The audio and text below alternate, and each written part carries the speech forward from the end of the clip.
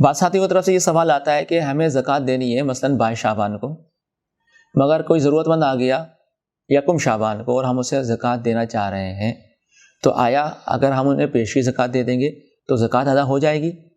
دوسرا سوال یہ بھی ہوتا ہے کہ کیا زکوٰۃ کے عنوان سے دینا ہی ضروری ہے؟ زکوٰۃ کے عنوان کے علاوہ کوئی اور عنوان اختیار کیا جا سکتا ہے یا نہیں؟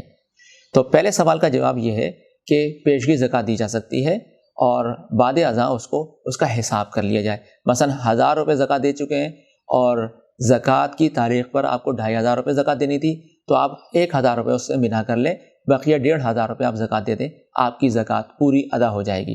دوسری بات یہ کہ زکوٰۃ کے عنوان سے زکوٰۃ کی رقم دینا کوئی ضروری نہیں ہے۔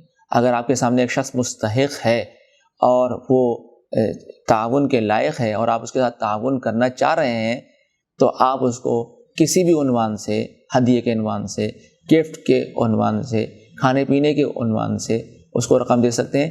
دل میں آپ کی نیت ہونی چاہیے کہ میں زکوٰۃ دے رہا ہوں، تو آپ کی زکوٰۃ ادا ہو جائے گی اور اس ادائیگی میں کسی قسم کا کوئی ابہام، کوئی شبہ نہیں ہے۔